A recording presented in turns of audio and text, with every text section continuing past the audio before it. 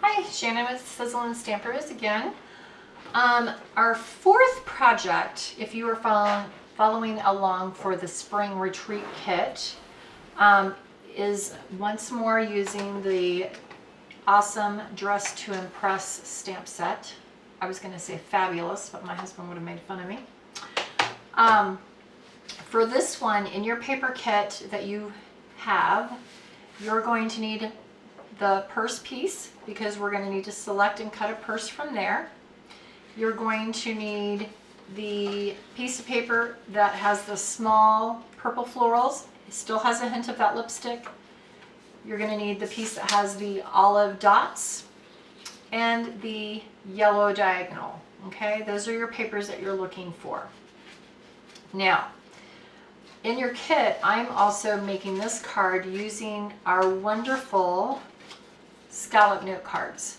So in the scallop note cards, you get 5 each of 4 different colors, and the old olive is one of those colors. You also get, I think it's balmy blue.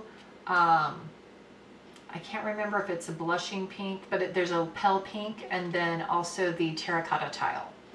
So I love these. They make card making super easy and super fun. So for this card, we're using that scallop note card as the base. And you can see on this finished one, we've kind of layered it all up.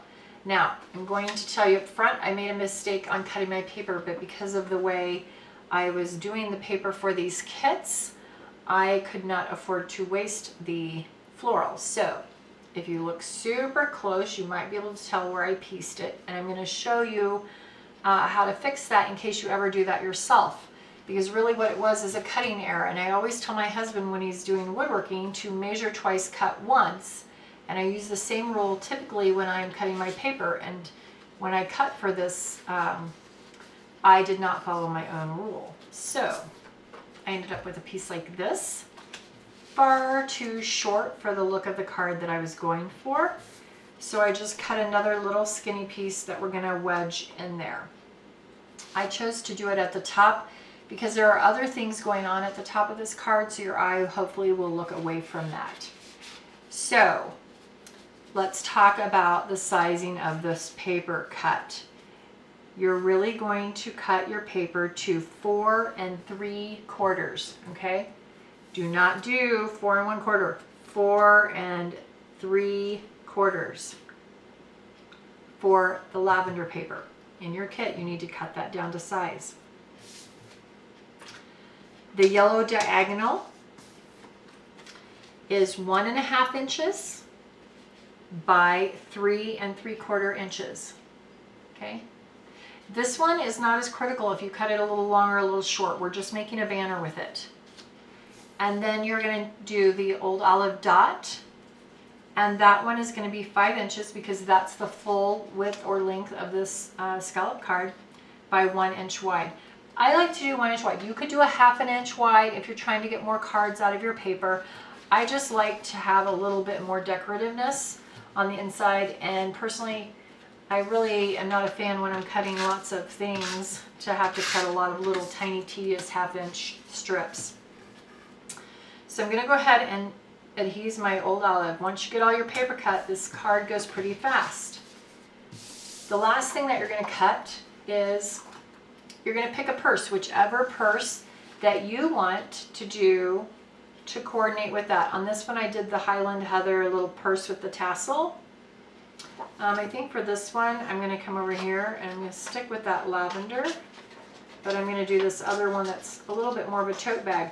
And you could even get really jazzy and cut, you know, do a couple other little bags with it and make a trio of bags on your card.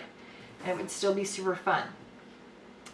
There is not a purse stamp, nor is there a purse die to cut these little purses out. I don't believe. So I, of course, just fussy cut them. You will notice that I am leaving the white inside those handles. I'm not that good of a fussy cutter to want to poke my scissors in there and cut all that out. So now that you've cut all your pieces you have to work with, we're going to go ahead and take the yellow. Banner cutting tip that I always give is however far up you want your banner, take your scissors straight in to the middle. and then from corner into that top of that cut, and from corner into the top of that cut. And you will end up with a nice little banner. Again, banners are, you know, it doesn't need to be perfectly even on both sides. There's nothing going to be wrong with that. Now, we have a little bit of doctoring to do. So I'm going to take, if this ever happens, I'm taking the big piece and I'm going to go ahead and layer that with the width that I want to show on the edges of my card, okay? And then I'm going to look at this and I see that that's too big. So I'm going to go ahead and still cut a little bit more off. Again, I'm using my big paper scissors just because they give me a straighter cut. I can cut straighter with them than with our fabulous paper snips. Now I'm going to just try to line it up. And I'm just looking to see how does the pattern kind of come together the best. It's not going to be exact, nor is it going to be perfect. And I'm just going to be okay with that and live with it because I know that it's a handmade card. And snippy. Okay, so there's that. So you can fix it. There's never a mistake. You can fix anything in paper crafting. That's one of the reasons I love it. It's genius, especially when you're doing it with kids or you have little kids at home that are distracting you. So, trimming down my little olive was a little long. So now I've just adhered that. All of those things I've just adhered using my Snell, Tombow Mono, whatever your adhesive of choice is. And the one tip I'm going to give you is to stamp whatever stamp or saying that you want to go onto that banner first before you put on your purse. Because again, that purse is going to be popped up with the dimensionals and it's going to be hard to stamp and place it it's going to be hard to stamp around it. And I'm using the Kindness is Always in Style. The Hello Fabulous works great there as well. Or any other saying that you want to use. So now I've got my little purse. I'm just going to put my dimensionals on there.